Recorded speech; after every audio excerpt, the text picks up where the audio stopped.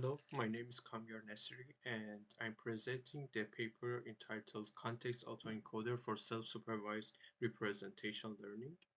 As an introduction, I want to introduce a little bit masked image modeling. Masked image modeling is simply masking out some random patches of input images. So according to visible patches or context, we can make predictions for those masked patches. Here you see an image of masked autoencoder architecture. We will have an input image and we mask out some random patches. And according to the visible patches and an encoder-decoder network, we can reconstruct the masked patches. The goal of this paper is to have more enriched encoders based on both pixel level and embedding level similarities in a self-supervised manner. So this paper is a combination of predicting mask representations and reconstructing mask patches. So we'll have an encoder, regressor, and decoder. We feed visible patches to the encoder. This will give us the embedding of visible patches. Then using a regressor, we will predict the embedding of masked patches according to the embedding of visible patches. And then we'll have a decoder that produces the predictions or the reconstruction of masked patches. I will go through each submodule of this architecture. First of all, I'll talk about the encoder. The encoder takes the visible patches, x of v, but there will be a linear projection on top of that to make that a patch embedding.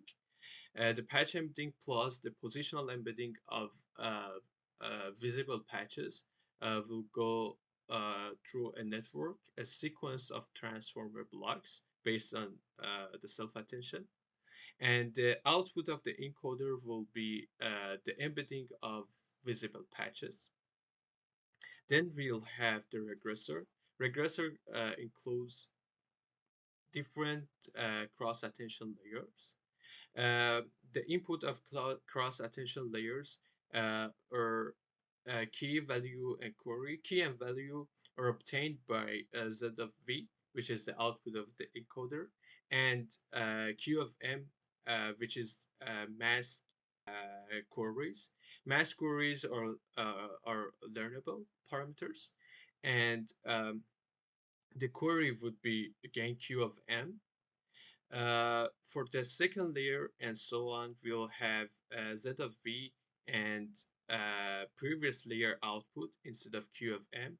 And these, after these, we'll have linear projections and those produce new keys and values. But query would be always the same, would be Q of M. The idea is that after several layers of cross attention, Q of M will be learned, and all cross-attention layers are conditioned on the position of masked patches. The output of the regressor would be Z of M, which is the embedding of masked patches. And decoder will take Z of M and positional embedding of masked patches. And decoder would be again the sequence of transformers based on self-attention, followed by a linear layer. And after that, the output would be the reconstruction of the masked patches. We call that y of m.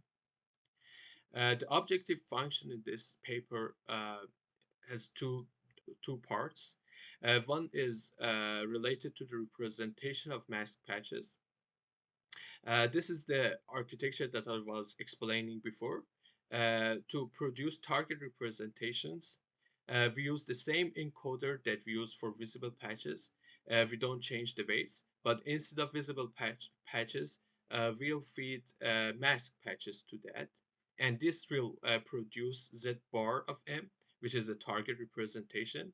But there is no gradient here, so there's a sub gradient and no backpropagation in this part. And then we will align Z of M and Z bar of M as the first part of objective function.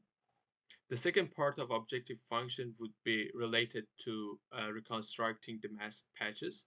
So we'll feed the input image to a discrete tokenizer like DAL-E tokenizer, and this will produce discrete tokens for each patch, and this would be the target reconstruction. We call that y bar of m, and the final objective function would be the summation of these two. So it's the cross entropy loss between y of m and y bar of m plus the mean squared error of z of m and z bar of m. But as I mentioned, there is a subgradient when we're producing z bar of m, and there's also a hyperparameter lambda that tunes the effectiveness of each of these two. As a discussion in this paper, uh, we should consider that the predicted representation of masked patches should be lined in the encoded representation space.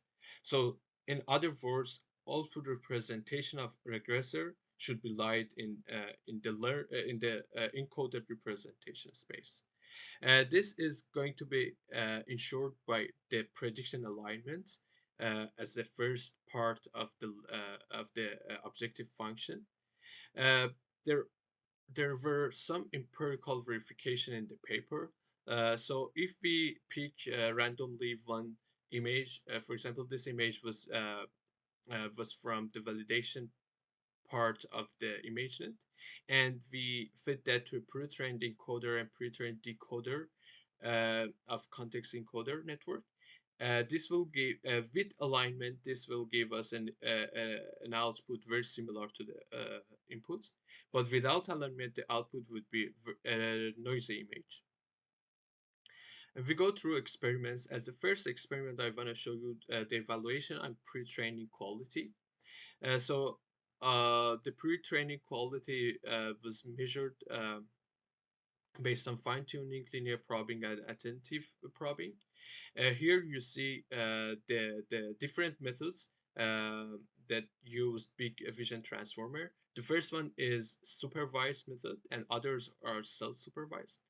The supervised method work uh, better than all of them on attentive probing, but except for that, context autoencoder works uh, the best when doing fine tuning, and works kind of competitive when measuring on linear probing and attentive probing. The second part of experiments is related to object detection and instance segmentation on COCO dataset, and mask RCNN is adopted. So we see the same methods, and they use a big vision transformer. Uh, we see that context autoencoder works pretty competitive or better in object detection with average precision best. We see that context autoencoding works as most performant one, and the instance segmentation with average precision mean. We see that again context autoencoder works better than others, including the supervised method. In ablation study, first of all, I wanna explain the effectiveness of decoder and alignment constraint. In the first and second row, we see the impact of the decoder. By removing the decoder, they meant that they kind of replace the decoder with a linear layer to predict the targets. So we see the importance of a decoder when we compare these two lines. It's better in all the tasks like segmentation, detection, fine tuning, attentive probing, and linear probing, but it has more parameters and more training time. About the alignment, this table verifies alignment is important to ensure that predicted representations should be in the encoded space. The next ablation study is about the effectiveness of reconstruction targets. So which reconstruction target we're going to use. Uh, with dual-ear tokenizer, DVAE tokenizer, we see that they are worse than RGB pixel value. RGB pixel value performs better. Thank you for your attention.